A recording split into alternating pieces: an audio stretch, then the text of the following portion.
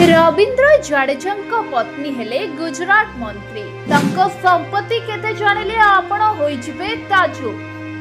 हाँ आज्ञा, भारतीय क्रिकेट दलर स्टार ऑलराउंडर रविंद्र जाडेजाଙ୍କ पत्नी रिभाबा जाडेजाଙ୍କୁ गुरुत्वपूर्ण दायित्व मिलिछि। गुजरात रे नवगठित कैबिनेट रे शिक्षा मंत्री होइछंती रिभाबा। विभाग बंटन पूर्व रिभाबा राष्ट्र मंत्री भावरे शपथ नेइथिले। गुरुवार गुजरात मुख्यमंत्री व्यतीत समस्त मंत्री सेमानंक पदरु इस्तीफा देथिले। परे 17 अक्टोबर 2025 शुक्रवार दिन मुख्यमंत्री समेत 26 जन मंत्री शपथ नेथिले। रिभाबा प्रथम थर पई विधायक होइतिबा समय तांको मंत्रिमंडल रे स्थान दिया जायछि। रिभाबांक समेत 3 जन महिला मंत्री शपथ नेइछंती।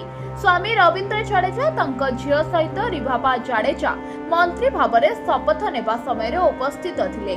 रविंद्र जाडेजा तांक पत्नी को सोशल मीडिया प्लेटफॉर्म इंस्टाग्राम रे अभिनंदन जणाइछंती। रविंद्र लिखिछंती जे तुमे एवं तुमर सफलता पाई मु बहुत गर्वित।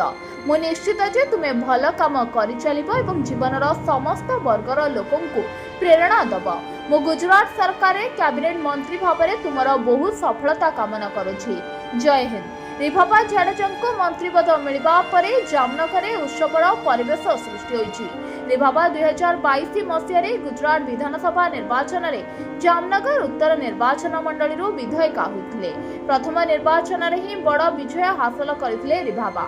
जामनगर जिला क्रिकेट एसोसिएशन पक्षरु बाण फुटाई उत्सव मना जाउछि। एथिसह मिठा बंटन करी रिभाबा जाडेजाଙ୍କୁ स्वागत करा जाउछि। जामनगर जिला क्रिकेट एसोसिएशन अनेक सदस्य एवं स्थानीय खेलाड़ी माने एही कार्यक्रम रे अंशग्रहण करिसंती। Bureau report ONT news.